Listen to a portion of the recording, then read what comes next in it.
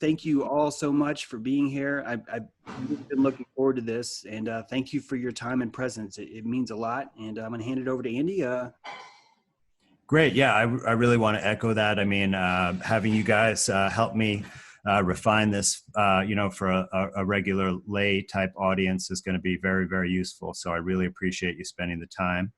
And let me just tell you how I'd like to run this. So you're all welcome to record the presentation. I'm going to give a PowerPoint presentation. It's going to take about a half hour. And you are all free to either independently or in any type of collaboration to edit the film to fit your platform or whatever you'd like to do with it. You can add material. Just request that you let me take a look at it before you post it anywhere, and I'll do that quickly because I would like to get this material out, as soon as possible. And I'm sure that you all do a great job with however you want to work it. So after I give the presentation, then what we'll do is we'll have an opportunity for everyone to ask questions so that we can iron out, any of the issues. So, if you might want to take notes or whatever you need to do to remember what issues you'd like me to clarify. James, do you want to be like the sort of moderator with the questions at the end, or should we have like an order that we choose that people go in, or? I get the feeling with this group, it's just going to flow. If there's a problem, Okay. but it's going to be great. Yep, I'm going to. We're already winning, so yeah, just go for it, Andy.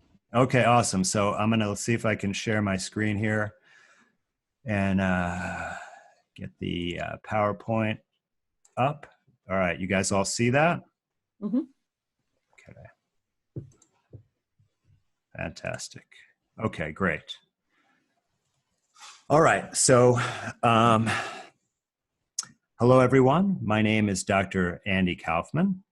I've been talking a lot lately about this viral pandemic, and I've learned some things lately that have helped me develop a theory, and I think I know what is really going on here, so I want to give that information to everyone. I want everyone to know that I am a qualified medical doctor. So I put up some information about my background here. I'm board certified. I practice in psychiatry and forensic psychiatry. I also do natural healing consultation. In the past, I've worked in hematology and oncology. I've held leadership positions in medical school. I ran a medical device startup company. And you can see where I had my education. So I feel that I am qualified to talk about this subject matter, and I hope you'll agree. I just want to thank some people out there who have been really instrumental and inspiring to me. So first of all, Dr. Cowan, who has been outspoken as well on this issue, and he really inspired me and gave me some great ideas that helped me put this whole big picture together. I want to especially thank James True, who has been a great friend, confidant, and collaborator throughout this whole thing. And we're definitely going to do a lot more work together down the road. I really want to thank Richie from Boston, Jason Lindgren, and Crow 777 for giving me the opportunity to get my message out there and for being so supportive and open. It's really just been incredible that I've been able to pursue this mission. I want to thank my kids who have been ignored a lot lately since I've been working so hard trying to figure things out. And I'm so proud of them. They're the only children in my area who I know who are not afraid of getting sick, and they're out playing and having a good time. And then lastly, Dr. Lanka and Dr. Turner Banks, who have done just amazing research and scholarship and have written books and papers that have really helped me figure things out. So thank you to everyone. All right, let's jump right in. So I want to start at the beginning at Ground Zero, Wuhan, China, Hubei province. This is the seafood market there. It's an open air market where the first cases occurred. And as you can see from this picture, there's a bunch of meat and animal carcasses just laid out right on the ground.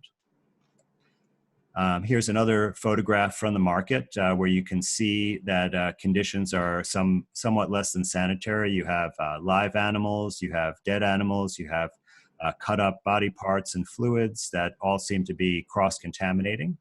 So this is definitely not the kind of market where I'd be wanting to buy my food from, but certainly there was a lot of traffic there, a very big market. So if what we had is a situation where just about 200 people at first became ill with a mysterious pneumonia type illness at this seafood market, and many of the people were actually employed or made their livelihood at the market. So I want to ask the audience out there, if you learned about this information, what would be your first thought about what most likely might be the problem that caused this mysterious illness? So would it be A, a new genetic disease like cystic fibrosis? Would it be B, a new virus, a new viral illness? Would it be C, autoimmune disease where the body is attacking itself, causing the problem? Or would it simply be bad seafood? And I think most of you would agree that the first thought you would have, given the commonality of the market and the sanitary conditions there, is that bad seafood would be an issue and something certainly to look into. However, the scientists in China did not agree. And in fact, they did not look into this issue at all, as far as I can tell. But instead, they jumped right into the possibility of a virus. So this is a quote from the first paper from the group there that claims to have identified this new coronavirus. And what they said is the disease was determined as viral induced pneumonia by clinicians according to clinical symptoms, including basically a fever, low white blood cell count. Pulmonary infiltrates just means fluid and congestion in the lungs on a chest x-ray.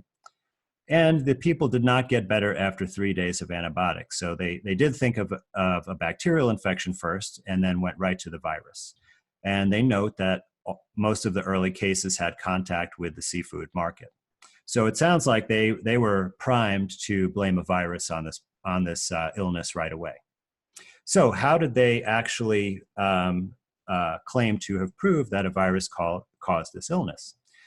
So what they did is they took only seven out of the almost 200 initial patients who were sick, and they stuck basically a fiber optic camera, like a long tube, down their windpipe into their lungs, and then they squirted a bunch of fluid in there and mixed it around, and it collected whatever debris or cells or chemicals were in the lungs, and then they sucked it back up.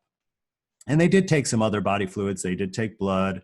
They took oral swabs and nasal swabs, but it's the lung fluid where they really found think they found what they were looking for. So when they took this lung fluid out, they did not first try to find a virus in there and separate it out and purify it. But the first thing they did was find and separate some kind of genetic material. Quite an interesting strategy. And what they found was some RNA.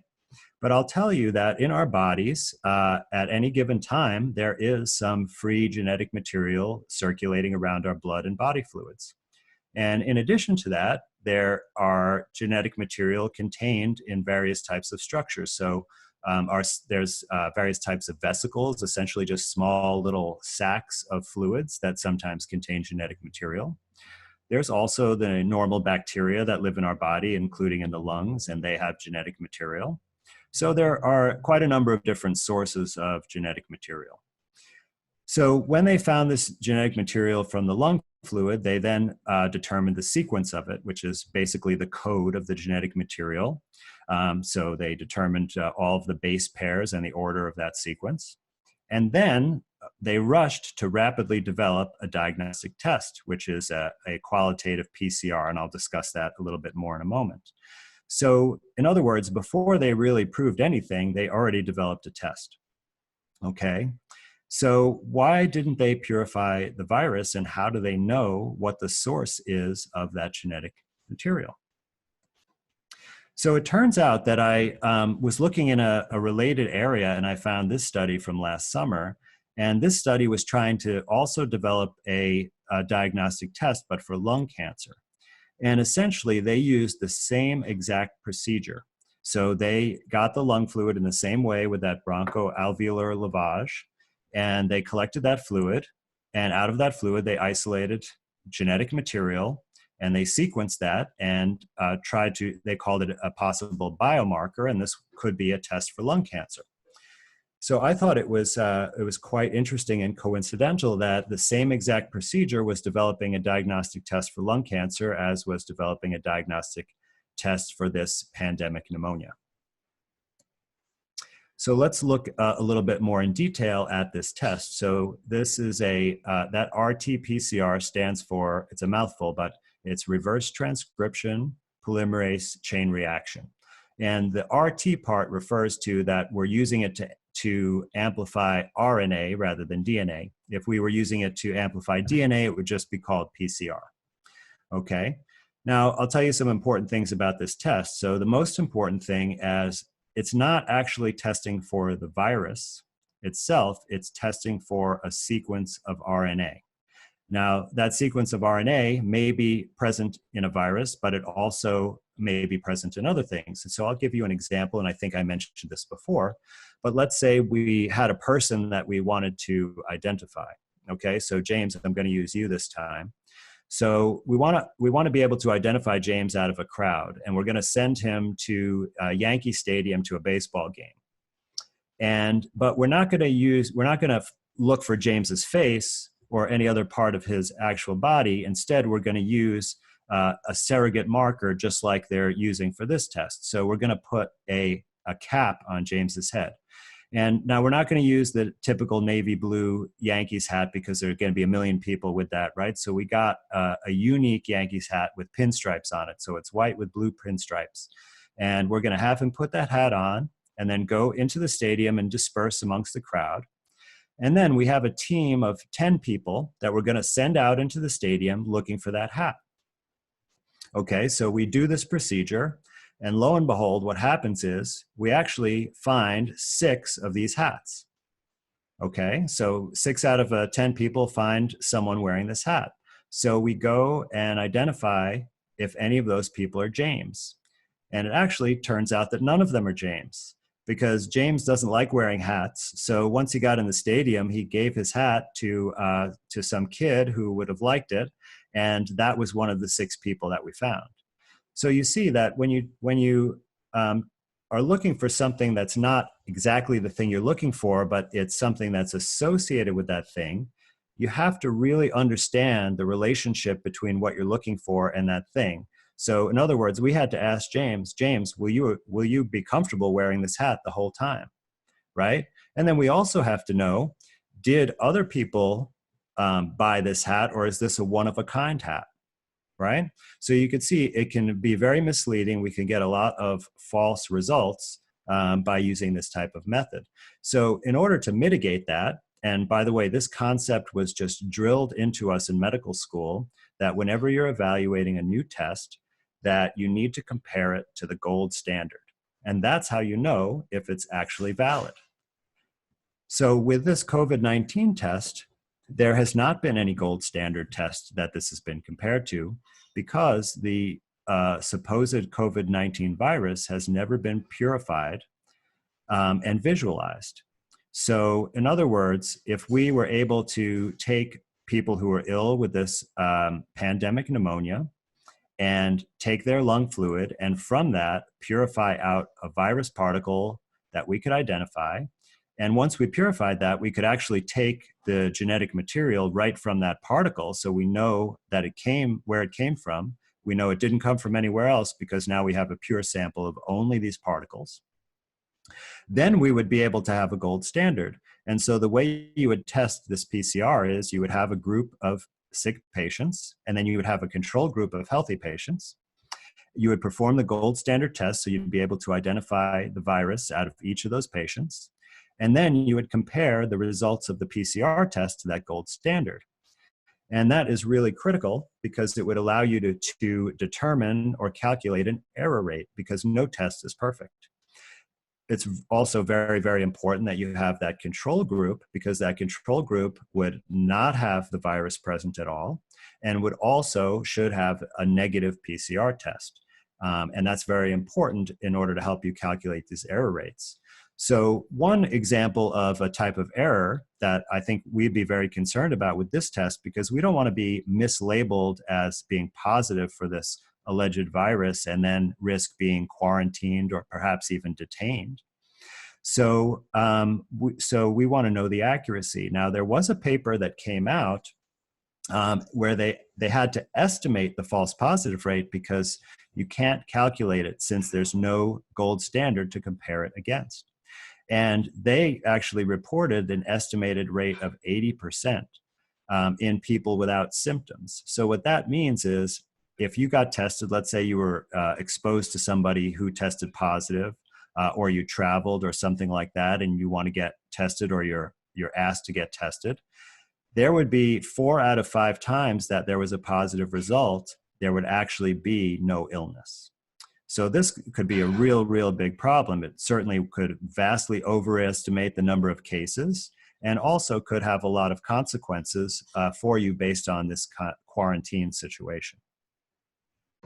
So just to talk generally about what the PCR test, because there's actually additional error even beyond what I've described.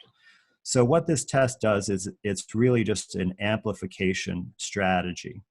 And the reason this is necessary is because we're kind of looking for a needle in the haystack. We might only find a few copies of this genetic material. And if there's only a few copies, we just can't detect it out of all of the other stuff that's in the fluid. So what this does is it's a reaction that actually replicates the strand of RNA, and it makes a copy. So it makes from 1 to 2. So you would run a cycle of this reaction, and you'd go from, say, 1 copy to 2 copies. Then you would stop the reaction and then start another cycle by adding some more materials, and then you go from 2 to 4 and repeat it again, 4 to 8, and so on and so on. And this is an exponential or a binomial expansion. And if you look at the black curve on the graph here, you'll see that's what that represents. So generally speaking, when you're using this test, you want to carry out approximately between 25 and 35 cycles in order to get enough amplification that you can see what you're looking for. If you go too much beyond that, what happens is you end up amplifying the noise. So it seems to be generally represented that the absolute maximum number of cycles that you could do and still get an accurate result is 45. And that's exactly the number of cycles that is recommended for this COVID-19 PCR test. So it's right at the upper limit. And I'm going to share this quote with you from another article about PCR. It says, "What PCR does is to select a genetic sequence and then amplify it enormously. It can accomplish the equivalent of finding a needle in a haystack. It can amplify that needle into a haystack. Like an electronically amplified antenna, PCR greatly amplifies the signal, but also greatly amplifies the noise. Since the amplification is exponential, the slightest error in measurement, the slightest contamination, can result in errors of many orders of magnitude." So this is not a very accurate test, especially when you're pushing the number of cycles to get so much amplification. Just a slight mistake can result in false positives. And I think that's what we've been seeing. So I'm going to change gears now a little bit and talk about something different, something that most of you have never heard of whatsoever, and it's called exosomes. And I'm going to talk about what they are and why they're relevant for this discussion. So exosomes are something that is naturally occurring in the body. So I have this diagram here, and if you look at the top right of the diagram, you'll see that this is a normal cell here outlined, and inside the cell you have these vesicles. And inside of our cells there are a number of different little organs, they call them organelles, and they're generally contained by a membrane. They come in different shapes, but lots of them are in this structure. It's essentially like a spherical blob that has the same membrane as is the outer membrane of the cell, a lipid bilayer membrane, and it can contain various types of chemicals. Now, this is a specific type of vesicle that will end up merging with the cell membrane at the surface under certain conditions and release these exosomes out into the extracellular fluid, and they'll get into the circulation and be distributed around the body.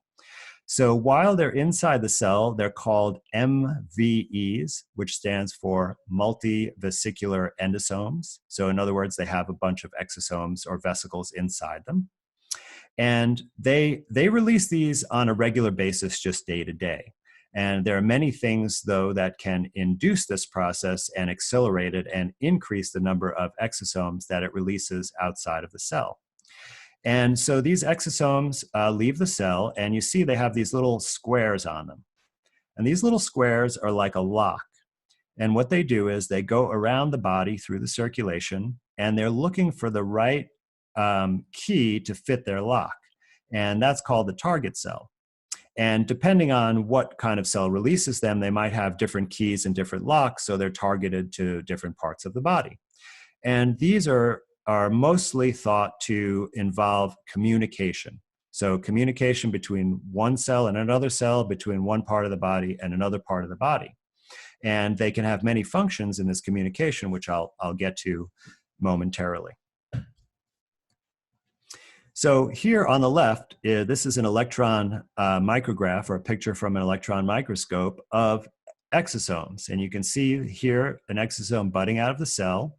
And it's essentially a spherical or circular, this is a cross section, so this is like a slice of the tissue, where on the periphery there are like these kind of globular densities or little dots or circles, right? And inside the cell here where it says MVB, sorry, these are the same as MVEs, that's where all these exosomes are when they're inside the cell before they bud out, okay? And now we have a picture on the right which allegedly shows this COVID-19 virus. And you can see that there are these vesicles budding out of the cell in a circular shape with these globular dots on the periphery. So essentially, it's the same thing. Now, you might think that this looks a little bit fuzzier on the exosomes and it looks a bit sharper in this picture. And I want to tell you that the reason for that is because when you're cutting these thin sections of tissue to make these slides, you're using this device called a microtome. It's like a vibrating razor blade. And it's technically difficult. And sometimes the tissue doesn't cooperate well, or sometimes the person is less skilled. And you might not have a perfect slice. On this COVID-19 slide, this is, I've not seen a better slice than this. It's absolutely perfect.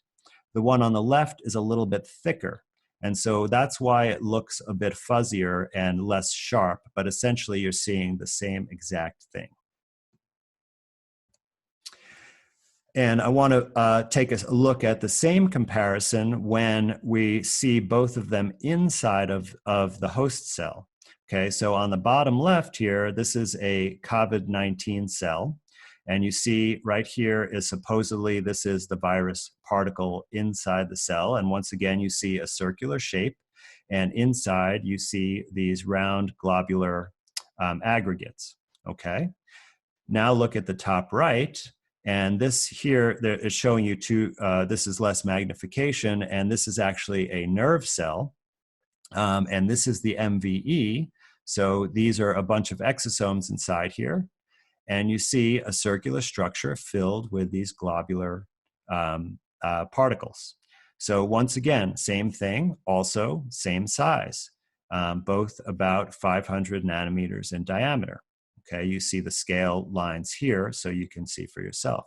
So now we have a series of two comparison photographs under electron microscope of the virus and an exosome outside the cell, and a virus and an MVE inside the cell, and you can see that they are identical in appearance.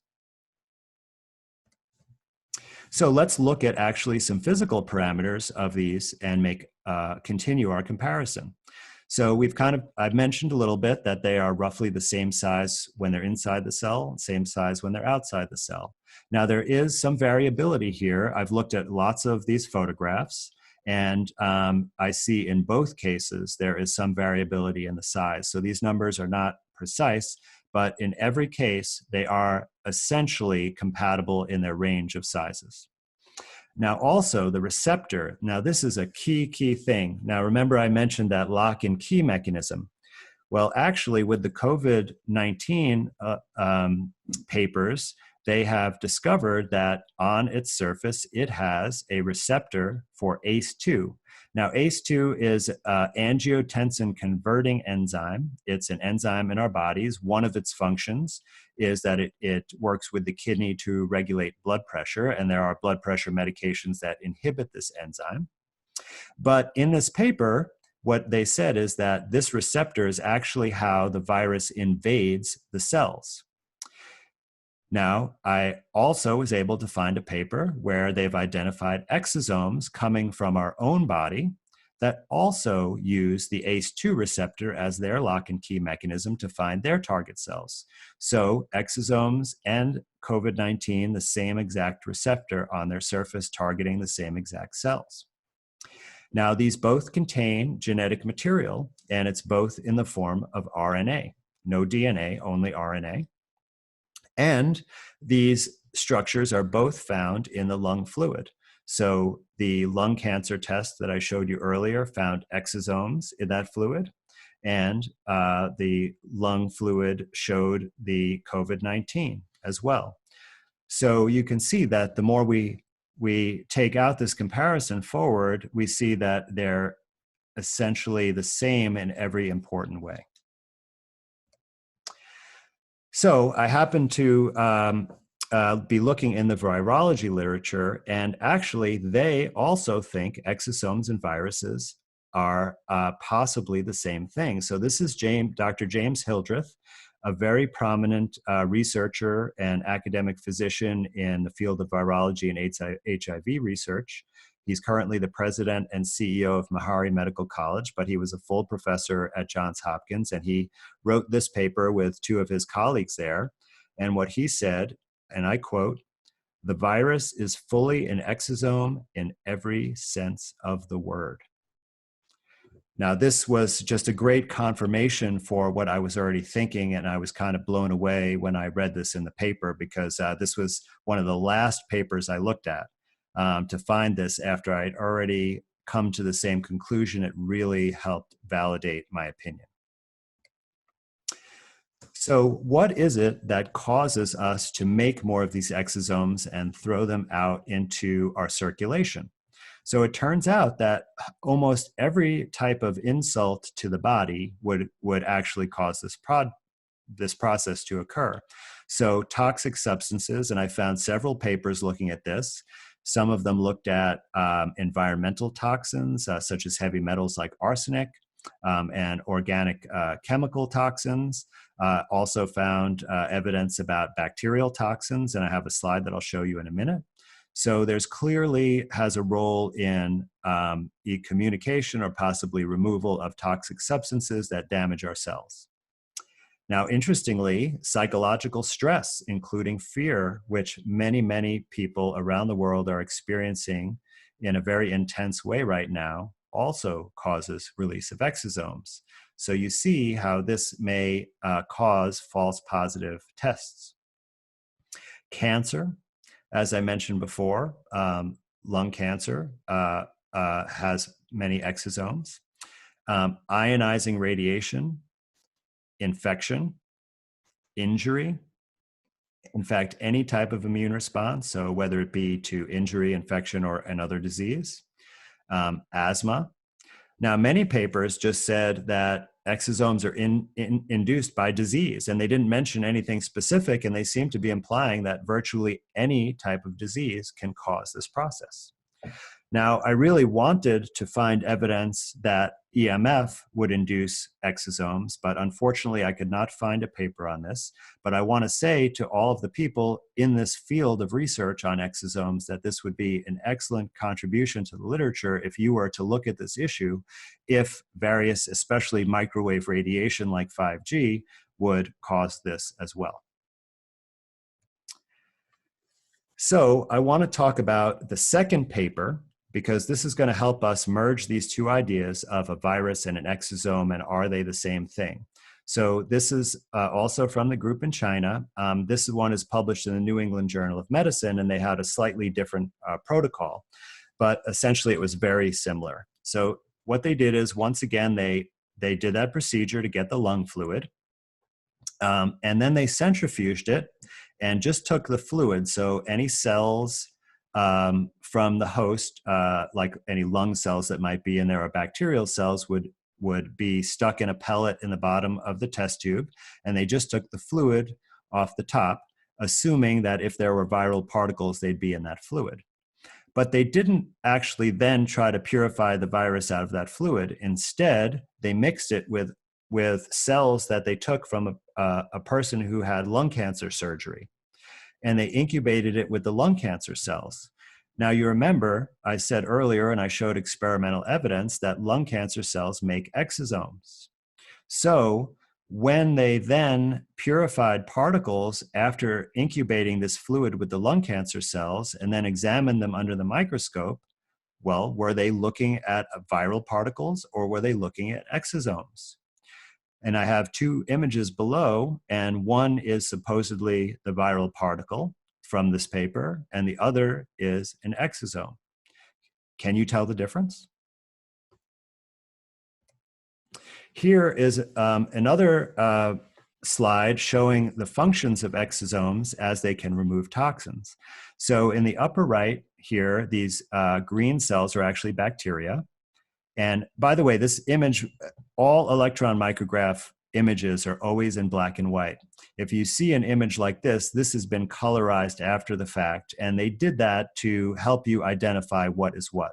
So I think this is actually quite a nice approach, and this is a real slide. It's very different from some of the slides that you've seen that are just computer graphics that are made by an artist. So these particles that they colored purple are the toxins released by the bacteria, and if they were allowed to contact the cell membrane, they would actually bore little holes in there, and the cell's contents would leak out and it would die.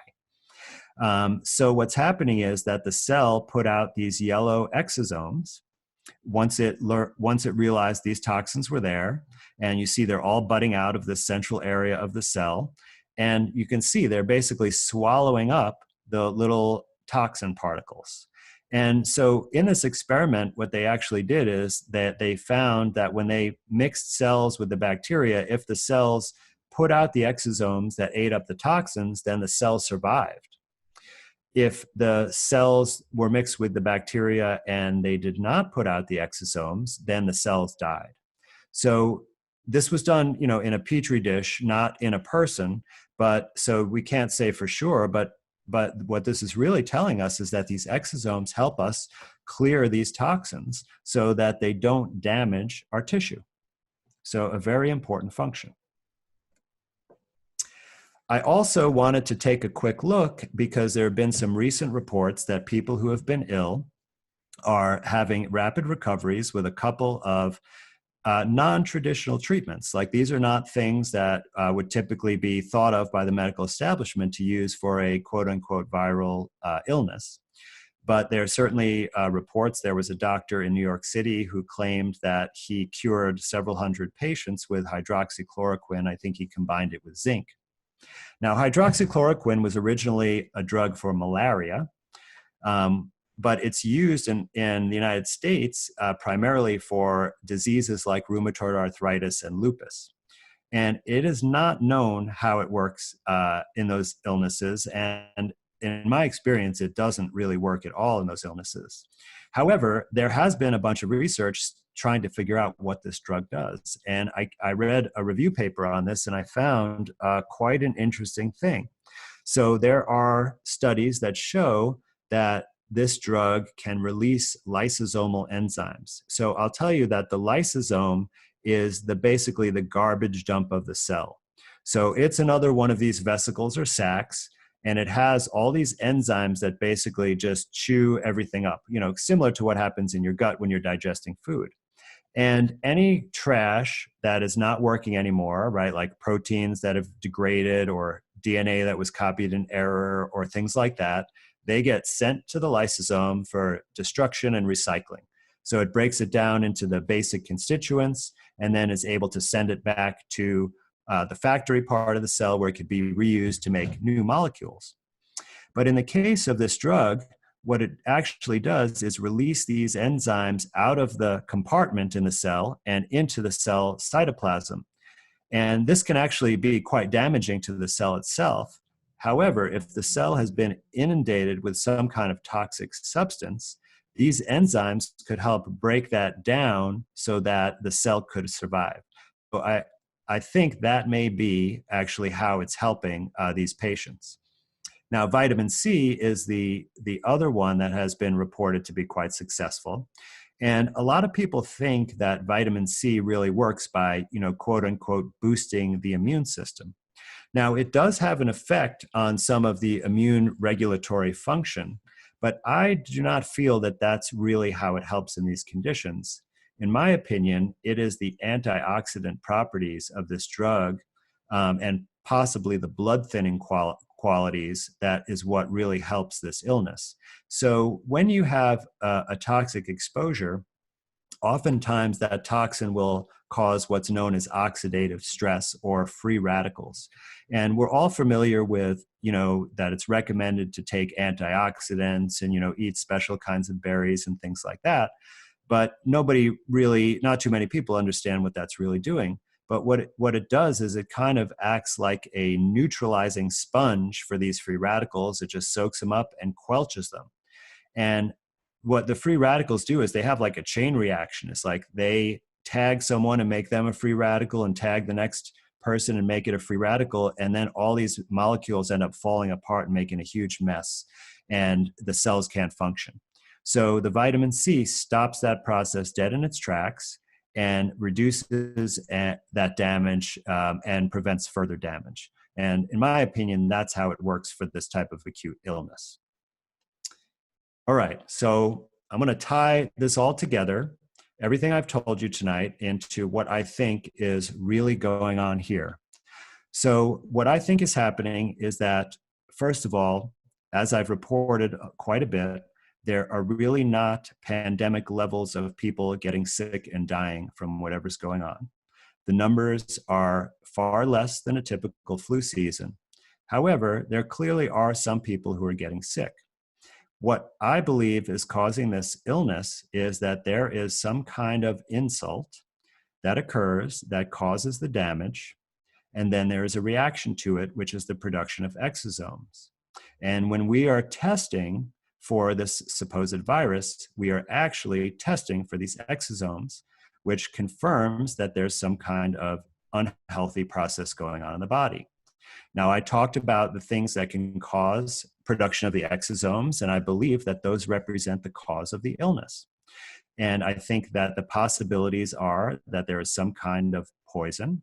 Certainly, there's lots of precedent for a pneumonia-type illness coming from inhalation of toxic substances. There could be the stress and fear could be the cause. It could represent a regular flu or pneumonia or even a bad cold, and whatever causes those would be the same cause. And lastly, electromagnetic radiation could certainly be a cause as well. There has been a major proliferation and installation of new 5G infrastructure. And there's certainly evidence known that 5G can have adverse effects on one's health, including damaging DNA. And that evidence actually comes from Los Alamos National Laboratories when they've studied microwave and radiation like they use in the body scanners in the airport. And I think it's quite possible that there is not one toxic exposure, but there could be different causes of this illness in different areas, or perhaps even in the same area between different people, that this may not be a uniform cause of the illness, but it does cause a similar constellation of upper respiratory symptoms. And these symptoms are not extremely specific. All of these illnesses, I could list off probably 20 different illnesses that would cause a cough, possible shortness of breath, a fever, and suppress your white count. So there could be several different causes of this, but I do not see any conclusive evidence whatsoever that there is any virus. And certainly you could see that the exosome and the virus are essentially indistinguishable from each other. So Let me just reiterate that. So there is some sort of insult or toxin that you're exposed to. It causes illness. And then that stimulates your own cells to induce and produce and put out these exosomes, because they will send the important signal to your body on how to handle this problem. And part of that is they will actually eat up and, like a sponge, soak up these toxins so that they can be safely removed from your body so that you can recover. So what I'm saying is that COVID-19 actually are exosomes and not a virus that invades your body from the outside. It comes from within your body to help you, and it's a reaction to the real cause of illness. And that's where I'm going to end it right now, and take questions. And I just want everyone to know that I have a comprehensive list of references for this talk, and this will certainly be published with this, and I will distribute this slide presentation to all of my collaborators. Fantastic. Thank you so much, Andy. Is it accurate? I'd like to start with the first question, if that's okay. Is it accurate to say that the day before the Wuhan breakout took place, the day before anyone knew anything was wrong, if you were to send a team into that place, that we would find exosomes inside of every single human there at that location? Absolutely.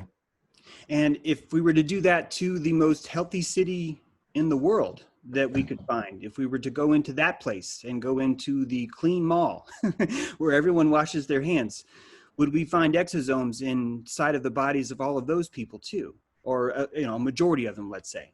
Yeah, well, so if you looked hard enough, you would find exosomes in every single human being. But in order to make it easier to find, you would have to have a certain level that would be a little bit easier to detect. Okay, because remember, I talked about that amplification process. And so if something is really at a super low level, it's harder to amplify. So, but the thing is that you don't have to actually be acutely ill to have an excess of exosomes, because let's say that you're a pretty healthy person, but you decide that you want to treat yourself and you go to a fast food restaurant, and there's a bunch of chemicals and toxins in that fast food restaurant.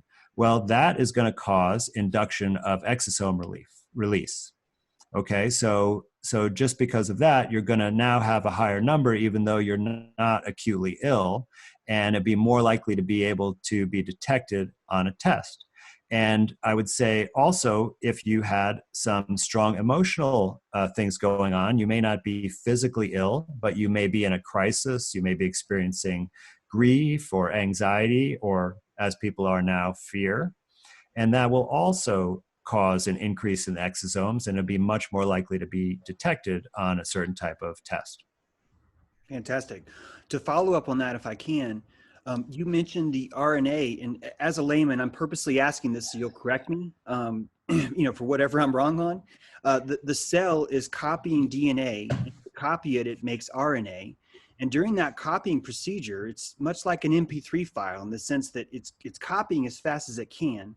And there's going to be errors that crop up during that copying process, and that those errors could easily trigger, maybe, I don't know if it's easily, but those errors could then trigger that same blue and white striped ball cap.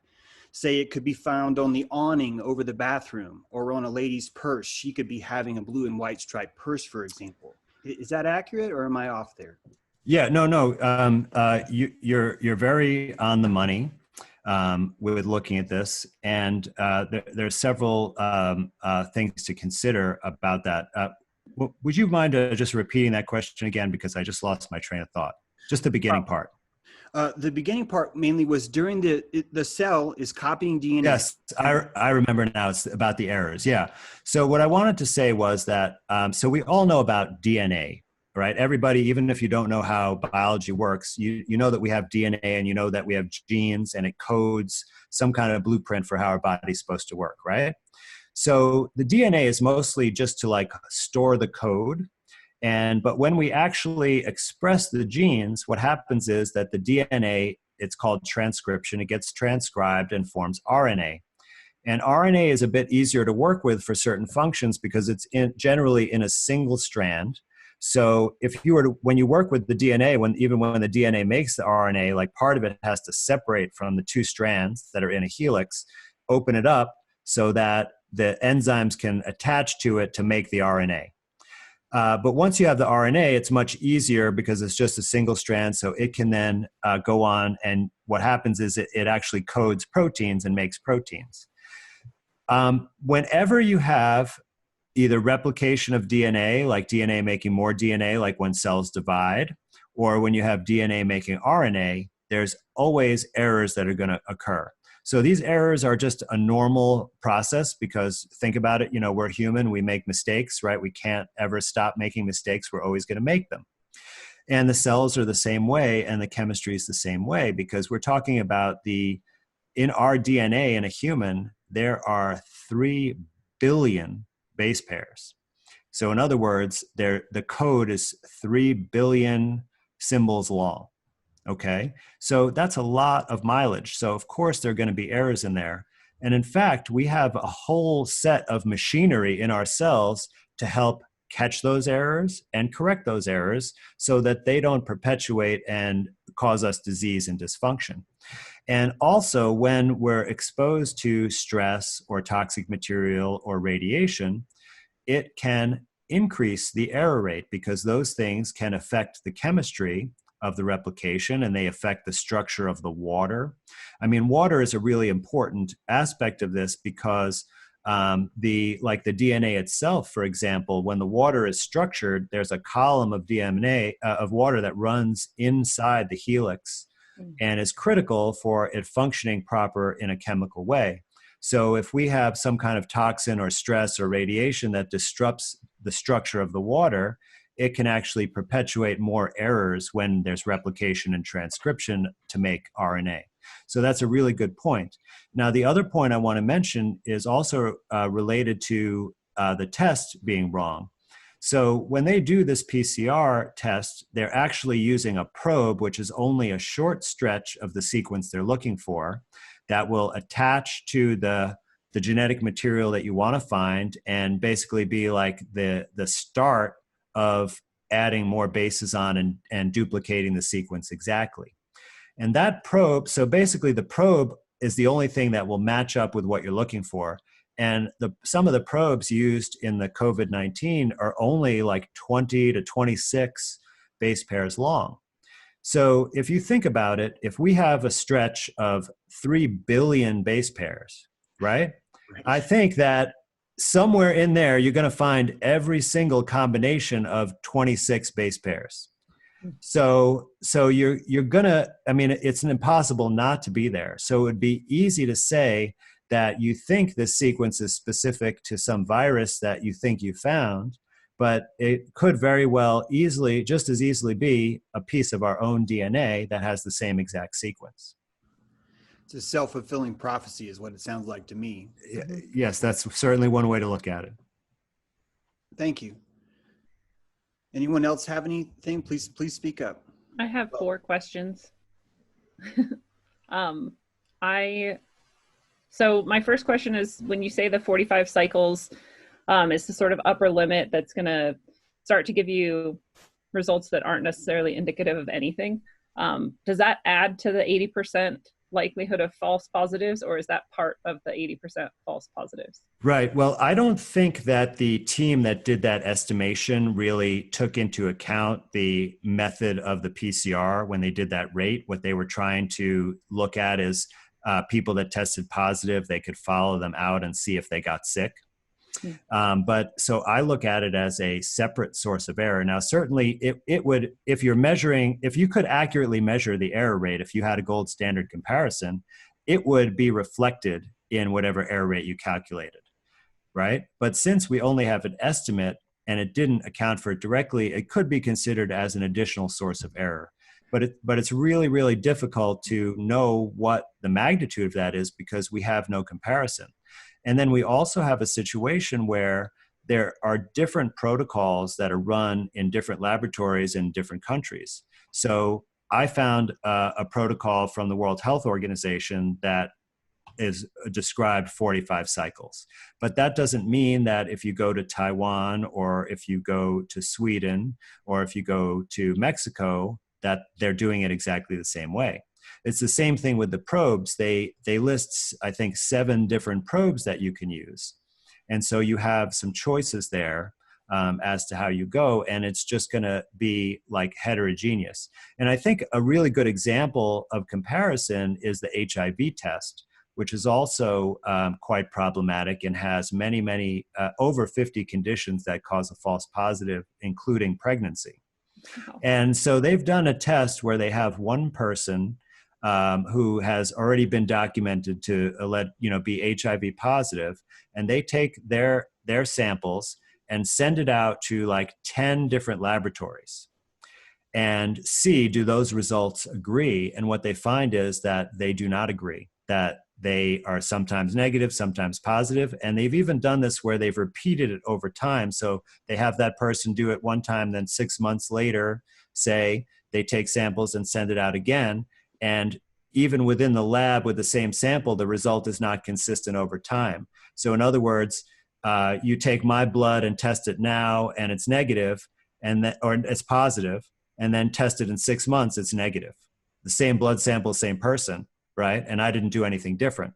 So it's impossible to tell right now how much of this error is going on because there's so much panic and urgency to everything. And there's certain things like it's really hard to find information about this test, actually. Okay, thank you. And there's a couple of the pictures of the exosomes and the virus, and the size, the scale is different. But that you were saying they are actually the same size. It's just the scale is reported in different units, I guess. Yes, that's it. So there was one where there's it's reported in one is 500 nanometers, and the other one it's 5 micrometers. Okay. Those are actually it's the same exact length. Yeah, they try to make it as confusing as possible by not using standards. So I had a scientific calculator that I was using quite a bit to prepare this lecture.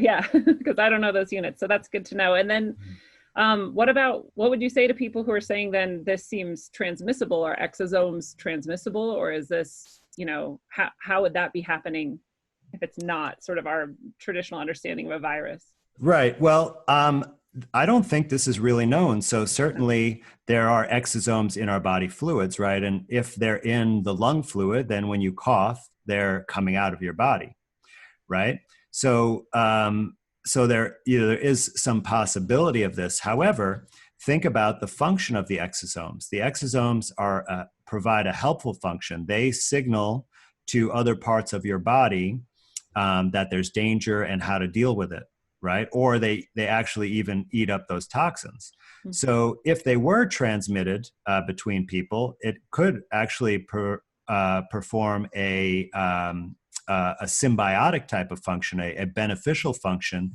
that it could help prepare other people that you might face the same toxic exposure. So you should prepare yourself for that. Now, that has not been, there's no studies that I found that show that. So this is purely my reasoning based on what I do know. I can't say for sure. But I do want to say one other thing about that given the size of these particles, that they are so tiny, there's really no way that you can prevent them from getting out or getting in. Right? So, if you look at the pores of the masks people are wearing, they're way bigger than the size of these particles. Yeah. So they're essentially just going to go right through. So, yeah, because I just was watching something where the professor was describing it as like if you saw a group of dolphins getting sick, and would you go just pick one dolphin and start cutting it up and looking for things? Or would you say like, wow, there's probably something in the water. Let's test the water and find out what's in the water. And so that's kind of similar to this, is maybe it's not transmitting, maybe there's a whole section of our world that's got a certain toxin and we're responding to it accordingly. But last question, wasn't 5G deployed in Wuhan just before all of this started affecting people? Yes, I believe it was. Okay. And, I know that there is a lot of speculation and a lot of people actually with very strong opinions that feeling that 5G is the principal insult that has caused people to be sick. Now, I don't want to say, like, I think that this is a real possibility, and certainly there is a lot of correlations like that, that there's an installation and then there's an illness, and I think in Italy you can also find a similar pattern. But I think it's important to know that correlation does not prove causation, Right. and that there's really not quite enough evidence right now to say that with any conclusive opinion on it. But I definitely think that it merits a lot more investigation. And I am very concerned about this deployment of 5G, that even if it's not the cause of this problem, it's going to be the cause of a lot of problems in the future. Agreed.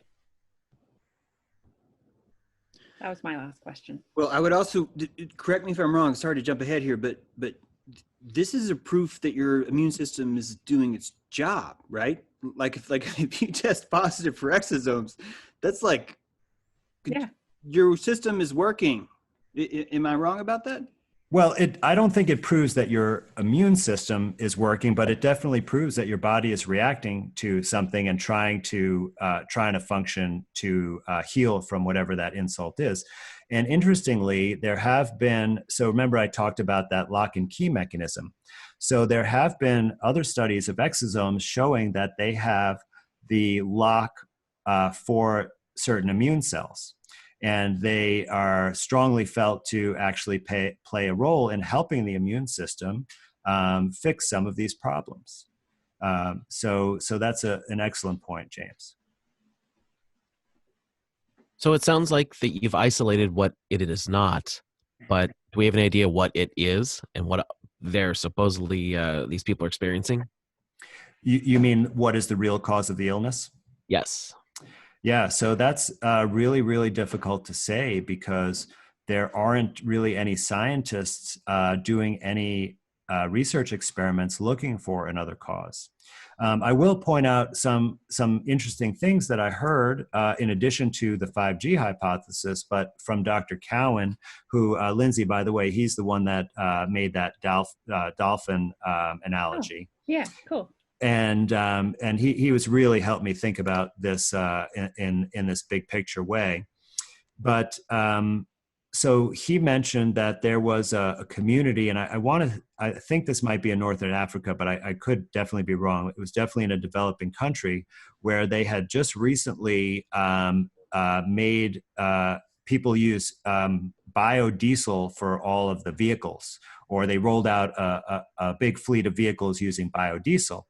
And so he was reasoning that probably, this is like from corn or other GMO crops making this diesel, so that when these vehicles are using this fuel, they're actually putting out tons of glyphosate into the air. And then people would be inhaling this possibly, and then that could be a cause in that area of a respiratory illness. So it's quite possible that it could be multiple different causes in different places, and which also would help account for a slightly different constellation of symptoms that might be segregated in certain areas geographically. So is this really nothing beyond a flu per se? Like the things that we're seeing, is this just a flu and they're saying it's this other thing? They're just taking all of the flu things that are going on all over the world and saying, oh, it's this one terrible thing and we have to stop it. Right. Well, that is certainly a possibility. And, that has been my main working hypothesis so far, because if you look at the number of cases and the number of fatalities, you'd see that it doesn't even really rise to the level of the flu. So if they took the real number of flu cases for this year and decided to designate a certain portion of those people to test positive and say that when they're having the flu, it's actually this other really scary virus that is more likely to kill you and that we need to take all these precautions, that everything could certainly be explained by that, because when you have the flu, you're definitely going to put out these exosomes, and so you can have a positive test.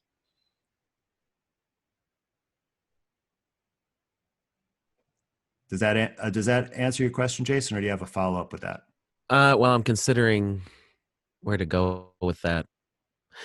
The numbers that we're seeing, it's really not any different than they would be, right? From year to year. Yeah, absolutely. And there are some groups who actually collect statistics on this, and they call it excess mortality. So they generally try to collect this data in real time. Like there's a site called Momo where they do this for Europe.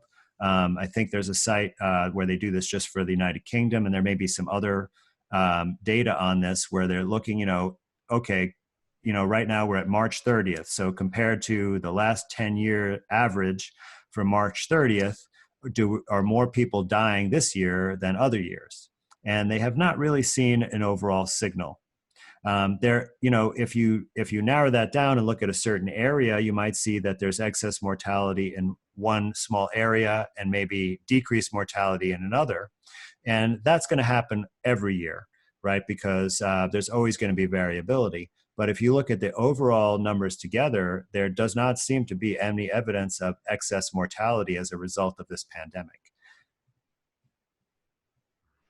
If we were to put everyone who's tested positive into the same room, isn't it an assumption to say that they all are suffering from the same ailment? Because really what they have in common is that they all share an exosome that looks the same under a microscope, with no gold standard, which it just doesn't sound like that's even a diagnosis. It's more of like a way of collecting people together. Hey, everyone that has two shoes, you now have a disease called shoeism. Yeah, well, many of these tests are like this. I mean, look at the test for Lyme disease, which once again, now that is a bacteria. So, bacteria are much easier to collect and isolate out of a person, but they don't do that. Instead, they look for this shadow, which in that case are antibodies. And it's really quite meaningless. I mean, you can test lots of healthy people and show antibodies, and lots of sick people don't have the antibodies. So this is, seems to be pervasive in the diagnostic testing, and it seems to be really correlated to infectious illnesses or allegedly infectious illnesses. And I think it really obfuscates what is the true cause of illness in most folks. Andy, do you have any sense at all, this is not a scientific question, but do you have any sense at all of the percentage of doctors and nurses who understand what an exosome is? Only the ones who do research would probably even have heard of it. I mean, wow. I think I had heard of it before, but I used to do molecular biology research. But when he mentioned it, it sounded familiar when I heard Dr. Cowan mention it, but I didn't really know exactly what it was. That's why for the past 2 days, I have not slept much because I've just been reading papers to try and understand and put all this together. So, they would have no idea. And it's beyond that, because actually, I think if you went around and talked to even doctors, the highest credential of the healthcare system, they wouldn't be able to explain how PCR works or what are the pitfalls of it. They just know, oh yeah, that's a good test. It's easy and it gives me the result I want. Mm-hmm. But they wouldn't be able to tell you about the amplification of noise and the noise to signal ratio and problems or how many cycles or the non-specificity or anything. Now they would, if they were evaluating the research, they would at least know that it should be compared to a gold standard, but most likely they're just too busy seeing patients to ever read any articles or investigate this. Absolutely. So you just find pervasive ignorance about these matters. And I only say that to say that, because of their critical care skills, because of they're trying to focus on what they can, they have no choice but to delegate these tests and these understandings to someone else. And I guess what I'm trying to get at is inside of every hospital, like on the average hospital, is there an exosome expert that's like, yeah, give me that slide. There is no current application of this science of exosomes to medicine at all. It's in a purely research phase. But it's been a really growing area of research that seems like the number of papers each year is growing exponentially. And I think, that's related to this overlap with viruses. And I think it's, it's quite likely that in the future that that they may even, the word virus and exosome may be fused. So I'm sorry to dominate you guys.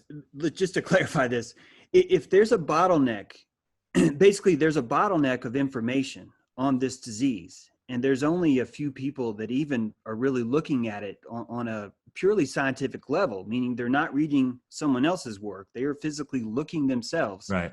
and handing down that verdict.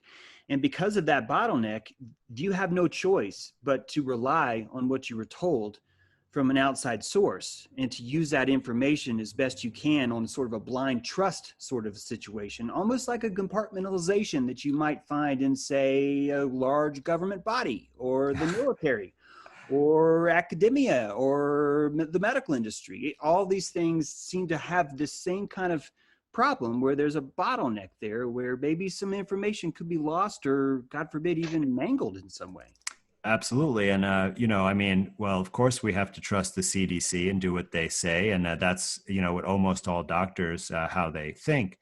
And I'll tell you that, the only people reading these papers about how they identify this virus are other researchers that either can make money related to this, like if they develop a vaccine or a test, or just academics in this field who want to be involved. And certainly if you're the author of a COVID-19 paper, I think that's going to give you quite a bit of prestige and credibility in academic circles because it's such a big deal right now, right? Just like the Bob Gallo became famous for, allegedly discovering the HIV virus. So, but for the average physician, they don't read scientific papers at all. And they are just, concerned about dealing with the crisis. I think many of them now are really perplexed because they're just not seeing the levels of sick and dying people that has been, touted and promised that's coming. And so, I actually think, in this situation, unlike in many other situations, that some of the doctors are actually the most rational about this. Even, doctors who are, like normies who are going along with the party line in every other area are like, oh, this is just a flu. We'll deal with it. The testing, the way you're describing it, almost seems analogous to a low audio signal that you're trying to hear better. So you throw it into a compressor, try to boost it up, but of course the background noise is coming up with it at the same time. And the harder you hit it, the more you're going to bring up that background noise, almost smearing the entire thing, making it almost difficult to pick out what you want. Is that similar to the idea? It is beyond similar, Jason. You hit it right on the head there. That's exactly what's going on with this test.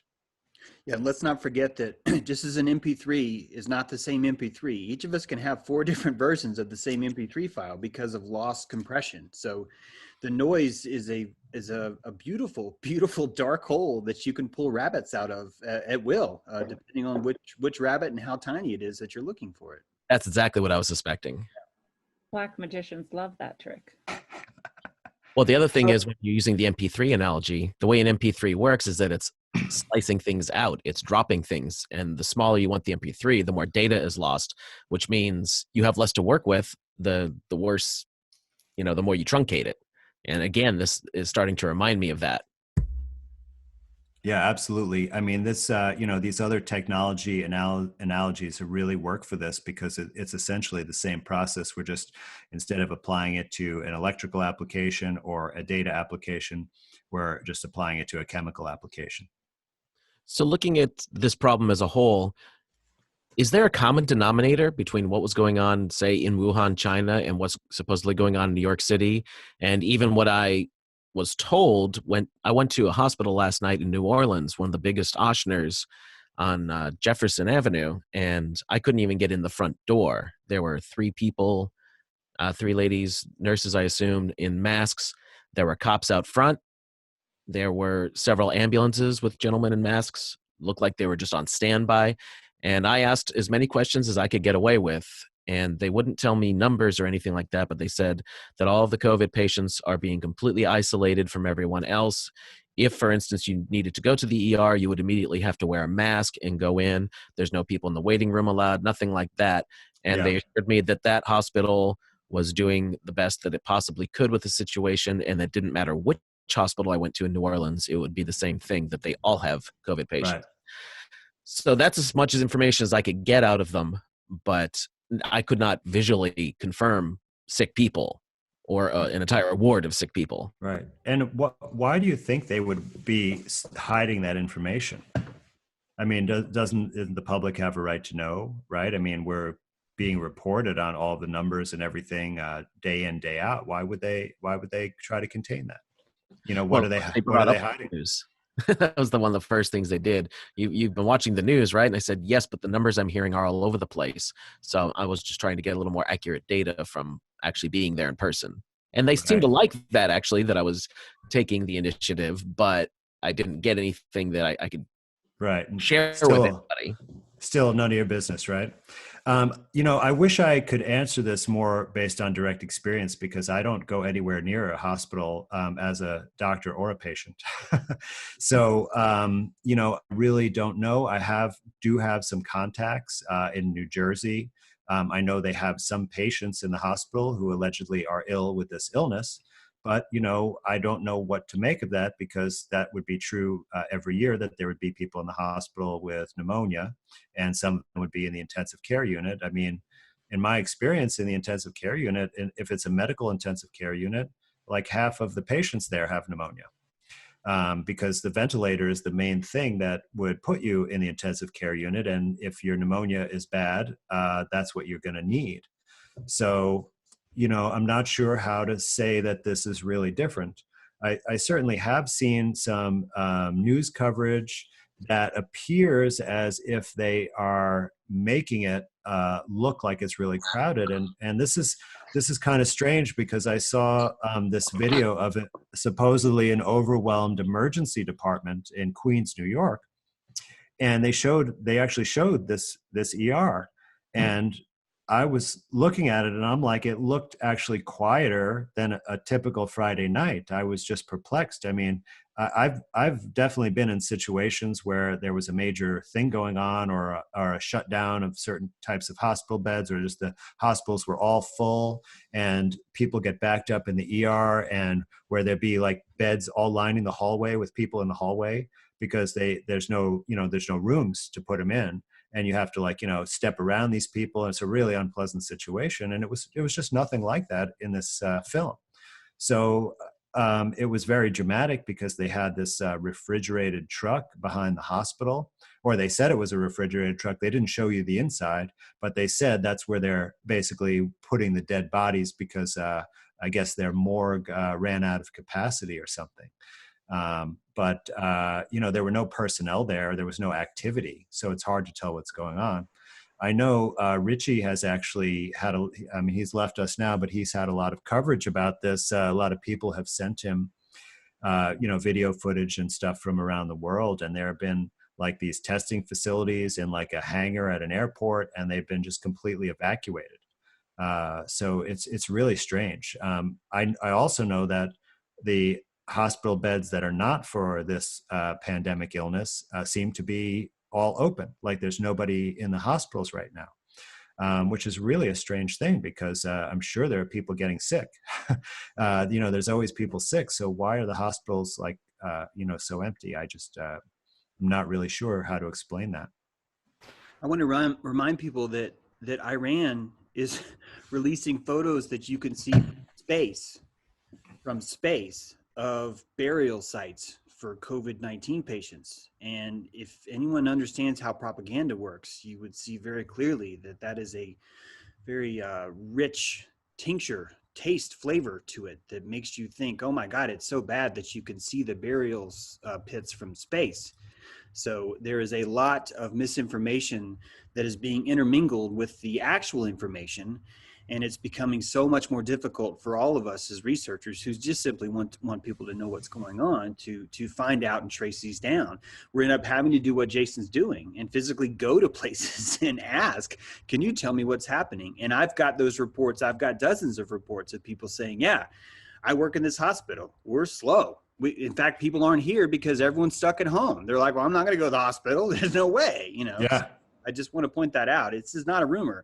This is everywhere across the board. You're seeing these similar kind of reports. So, and at the same time, I see the mayor of New York brings in the comfort ship, right? And he's saying that they're going to have to increase the number of hospital beds by 3 times, right? So it doesn't. Also, are the numbers increasing because they're just making it up, or is it from the testing? mm-hmm. Well, Like there was a man in Washington who was reported as dead in Florida, and then he's like, I'm right here, I'm fine. So we know that they're lying about who dies and how they die. We know that there's people, family members who have said, yeah, my dad died or my aunt died or whatever, but not from this. Like they had a heart attack or people die and they're being reported as COVID patients. But I also, think it's possible that actually people are being affected by something they dumped in the ocean for those dolphins or whatever. It's possible we have some toxin that is being added to our environment, and it's possible that it hasn't been added to every environment yet. And so it worries me that we would, I wouldn't want to dismiss that there's a possibility that something is going to happen and that they're warning us about it and that it's coming. And so I know that if vitamin C is effective and that's something we all have access to, then maybe we should all consider stocking up on vitamin C and being really, really healthy for a while. Because if these things are cumulative or like, your body is heavy metal toxicity maybe, and that's going to make you more prone to whatever this additional toxin might be, or, I just think it's a good idea to take care of ourselves. Right. Absolutely. And I've been actually recommending that you stay in a state of as good a health as possible, clean up your diet, increase your bowel movements, take trace mineral supplements. Actually, it's those two things of increasing your bowel flow and the trace mineral supplements are going to provide good protection against any heavy metals. Certainly there are other things that if you get sick that you can do. And actually, I'm planning to put out an episode talking about how you can treat upper respiratory illness using natural means, so that if people, do get ill, whether it be a cold, the flu, or some kind of toxic exposure, essentially they're all the same, and the principles would be the same. So definitely the case, drink enough water. I recommend 1 quart per 60 pounds body weight, and I recommend distilled or reverse osmosis, but as clean as you can get the water is definitely better than just drinking tap or bottled water. And that will certainly make you more resistant to any illness. And I do agree that that's a strong possibility, Lindsay, especially because of the way that this seems to be just going from one discrete geographic area or cluster to another. Mm-hmm. And of course, it's really easy to say that that's due to contagion, and they really need the contagion in order to quarantine us, because if there's no contagion, then there's absolutely no reason for a quarantine. But if you applied something to the water supply in a major city, everyone would be exposed to it and you'd have everyone getting sick. And it would appear as if it was a contagion. Same thing. I mean, I think another possibility may be due to the spraying from geoengineering that could be putting toxins on us. And once again, that would be, they'd spray over an area and all your neighbors would be affected, and it would seem as if you're passing it between each other, but that's not the case. And it would also account for this thing that they're saying, which is that it comes back again in some people. And it's like, well, it would come back again if you poison them again with stratospheric aerosol injection. Because they're still breathing. Absolutely. So that gives you an ability to manipulate this thing and drag it out for a longer period of time. Mm-hmm. I mean, generally the thought is if this were really a virus, that you would get ill, then you would be immune and you would be resistant. Right. And they get around this with the influenza story because they say that, it mutates every year or whatever. And they could make that story for COVID as well, but then they would have to wait till the next season. But if they do this strategy that, well, no, there's, you know, for some reason it evades your immune system, so you can't be impervious to it, and you can get it again. Well, then they can give you another insult and they can drag it on. Absolutely. So if the respiratory issues seem to be the worst thing that's going on, is there anything that one can do to help with that, to help prevent some sort of respiratory condition? Yeah, well, like I was saying, the best thing that you can do is to maintain as healthy of a state as you can, and that means eating clean, nutritious food, avoiding processed food, eating whole foods, eating organic foods, drinking clean water, drinking enough clean water, taking your trace mineral supplements, having some things on hand for increased detox, and increasing your bowel flow to help just keep leaching the toxins and dumping them out of your body so that they don't accumulate and put you in a vulnerable state. But it's also important to maintain your psychological health. And that's really, really hard right now with the social distancing, because you need to have contact with other people, including physical contact, right? You need affection and human contact and interaction in order to stay mentally healthy.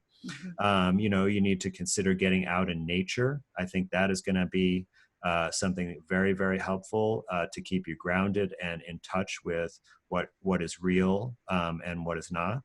And be good to just walk or hike or get your blood circulating, get yourself moving. That is really important to keep you healthy. And to, you know, I know that it's hard and that we're all have some degree of fear because it seems that our lives are never going to be the same after this for a variety of reasons. Many people are scared of getting sick and dying, and a lot of people are scared of financial ruin. People are scared of losing their civil liberties. So it's important to experience and utilize that fear in a positive way. In other words, don't let it take control of you. Don't let it paralyze you. Because then you're basically a sitting duck for anything bad that is going to come. But harness that fear as a source of energy, as a source of motivation to take action, to do what you need. I mean, at the minimum, at least take care of yourself and your family and keep yourself healthy. But also, you know, learn about what's going on. Look at your own information, do your own research, try and make your own decisions. Don't just, you know, believe the mainstream media. Of course, don't believe all of the people around you who are really afraid. You know, decide for yourself. And you'll have a much better experience, and you'll get through this at the other end. You'll be in a much better place if you take that kind of approach.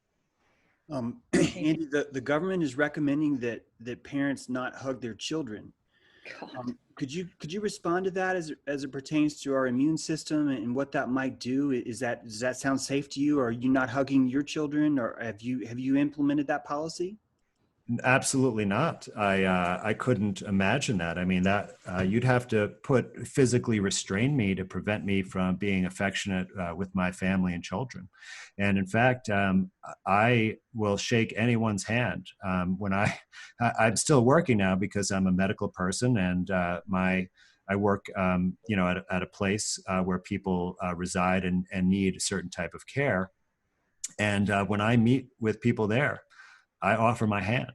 Not everyone takes it, but mostly they do, actually, because they, you know, see with their own eyes that people are not sick and dropping like flies. I know that I've made some people uncomfortable in certain circumstances because I am not good at keeping my mouth shut about certain things. And there's certain obvious contradictions in these precautions. So, for example, as a treat, I went to the bagel place yesterday to get my kids some bagels for breakfast. And I walked into the establishment, and you couldn't go up to the counter where the cash register is. They had this, like, put all the tables like as a barrier. And, you know, you had to like order, and they would come to you and stuff. And I'm thinking about that, like what's the purpose of that? Because they have people back there. We don't know if they're sick or healthy or what. and they're preparing food and distributing it to dozens and scores of people, and they're breathing on the food. They might be coughing and sneezing. I mean, we know, like, if you go into a restaurant and do a chemical test looking for fecal matter, you find it everywhere, right? So all their secretions and stuff are getting all over all the food. So if we have to take all these precautions, well, how the hell can we do that? It just doesn't make any sense at all. And when I pointed that out, I just got like a real weird look, and then the woman just walked away and went about her business. But I did notice that the gentleman who was behind me, who had just come in, as soon as he ordered, he went outside, and there were, by the time I got my order, there were about 5 or 6 people all standing outside, like afraid to go near me. So just to clarify this, because I want to understand it, if we're not supposed to touch our children, it sounds like that would actually be detrimental to their immune system. And if we're telling everyone who owns a business that they have to shut down and not fulfill their obligations to their own family, that would also hurt their immune system. And if we're destroying the economy for the next month by shutting every single possible thing down and bottlenecking everyone to go get their food in a central location, whether it be through a grocery store or this cattle prodding way into a restaurant, that would also endanger our immune system. And I just can't help but ask, if you have an antigen or a pathogen that's attempting to attack your immune system in 3 unique ways, wouldn't that be a definition of the traditional virus, of something that's actually trying to attack your system and cause damage to it? Well, you certainly could think about it that way. And you know that I have a sort of different understanding of the immune system, and I don't like to talk about this in terms of a warfare model of disease where, our defenses are down and we're going to be vulnerable to attack. However, that being said, absolutely, we are social animals. We need to have social interactions, and especially with our family unit, in order to serve our purpose on this planet and in this world, and in order to remain healthy. And if we are kept in isolation, there are dire consequences for our health.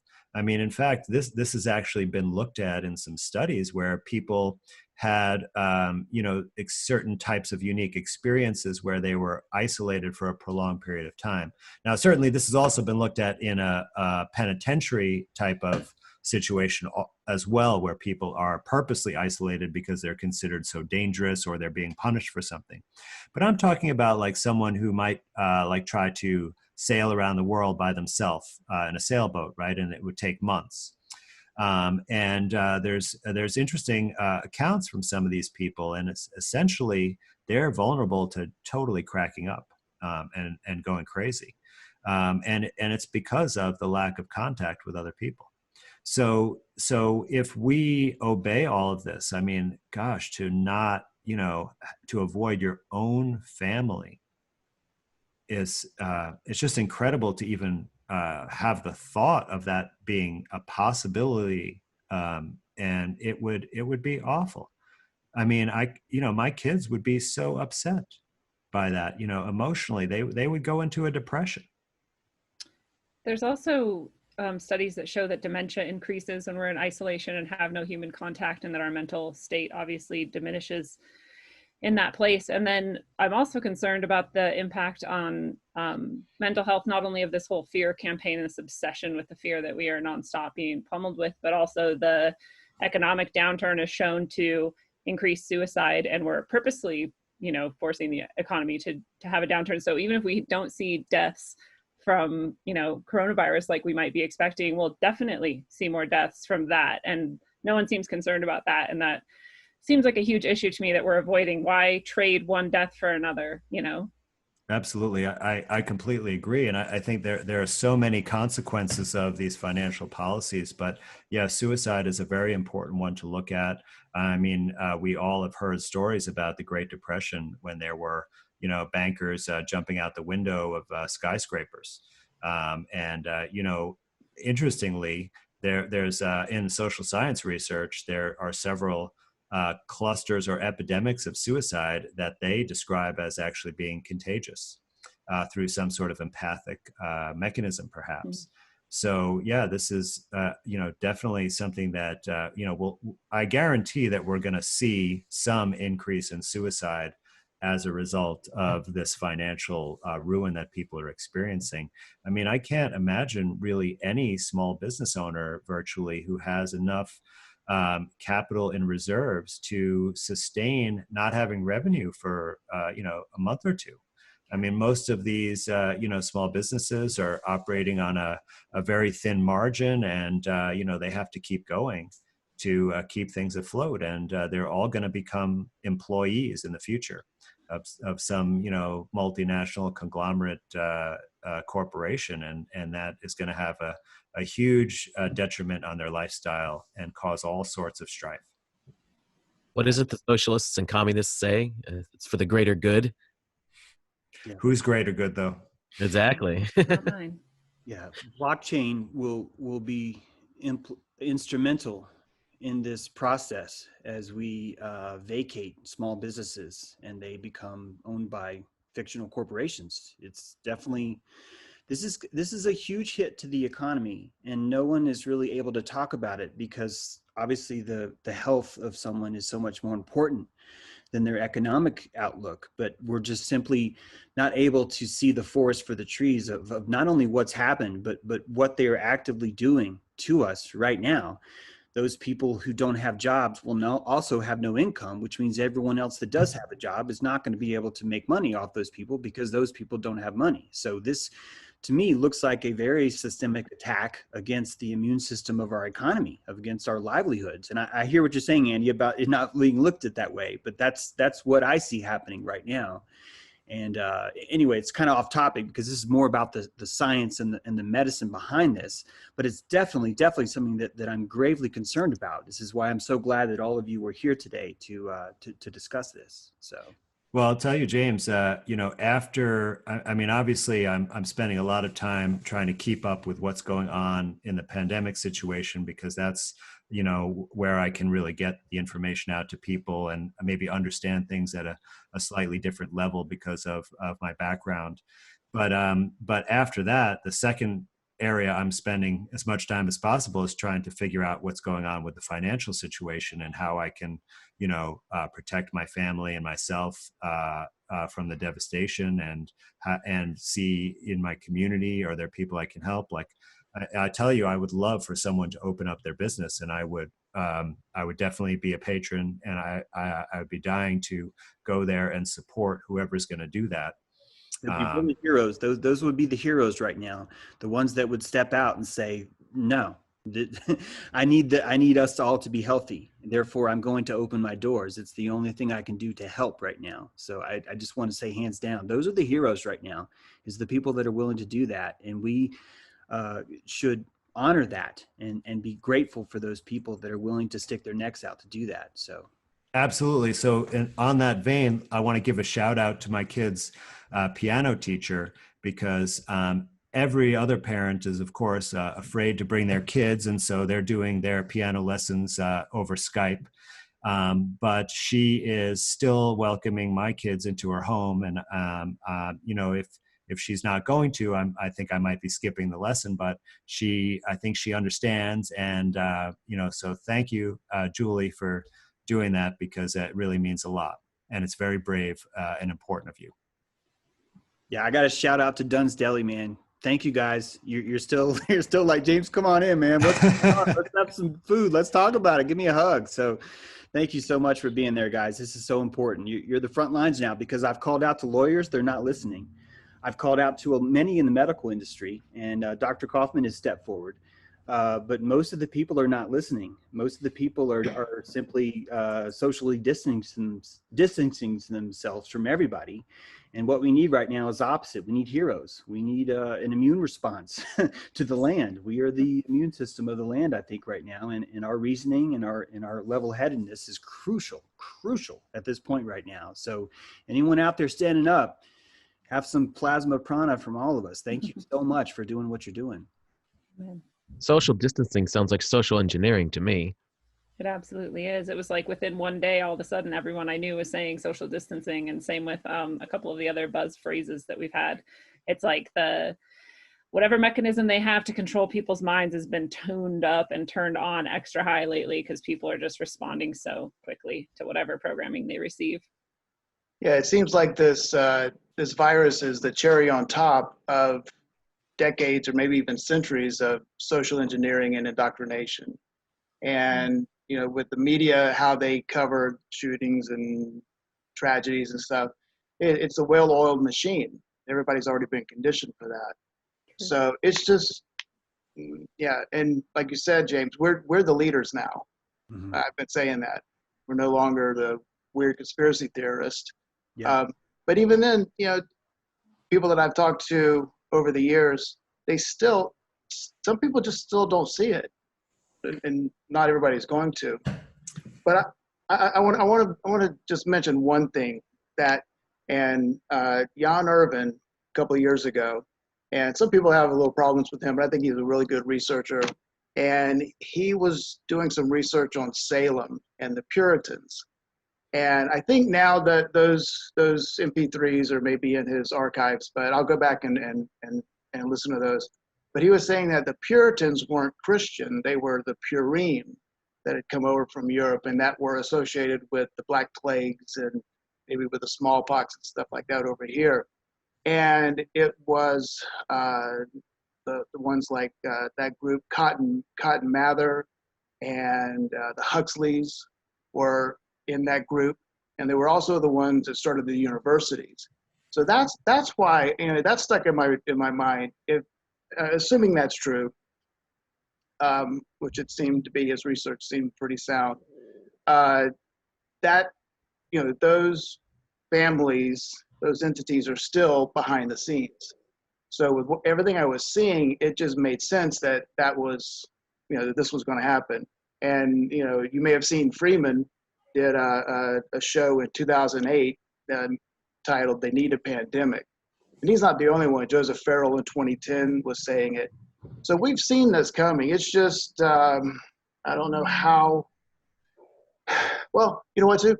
Watching one of the news feeds today, I was looking at the chat room, and so many people are like fake this and parasites, and so people Wow. know. I'm just wondering what's going to break the whole news cycle and all the governors and that whole agenda, because there's I hope that we have a large enough uprising voice that the other just kind of goes away if we turn our back on it. I just don't want. I want to reduce the conflict, and but I'm very happy to be here, and we'll get this out more and more. Well, I want to add on to what Steve just said, that Dr. Paul Offit, one of the heads of CDC, literally said on camera, the best way to sell vaccines is to have a global pandemic. That's a marketing tactic that they've adopted, that they understand that the only way we're going to get everybody to jab this aluminum into their arm is if we have a massive pandemic. And there was not one person on that stage that disagreed. They were all nodding, going, "Yes, indeed, this is the only way it's going to happen." So Sound marketing. Yeah, and Christians have heard for years about the taking the chip or the mark of the beast or something. They should be the first ones to not be going along with it. But there's something else. I lost it, but go ahead. Well, I can add something to this conversation because I have my ears in the vaccine community. And there actually are quite a number of people from a Christian bent in that community. So, it's not enough, certainly, Steve, but they're certainly represented there. And there's planning, and there is a lot of concern in that community right now about exactly what you're talking about. And I think if there's anything that can really mobilize people and wake them up to this, I think it's that. But, James and I have talked about this, and there's so much fear of this illness that, how many people are going to just be ready to voluntarily roll up their sleeve and take this? And if they make it voluntary, I think I think from point of view of, empire planning this, it would be a better strategy, because if you force it right away, there's good. I think that's where the biggest likelihood of real resistance coming. Just a few days ago, Anthony Fauci, who is the the director of the National Institutes of Allergy and Immunology, and is I believe, the head of the COVID-19 task force for the White House. You always see him right next to Trump, and they never observe any social distancing, of course.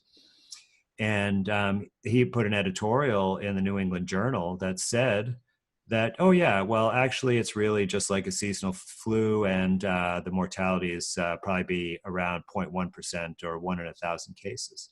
And only one, actually no major outlets at all covered this. So it was in the New England Journal, where some doctors read that.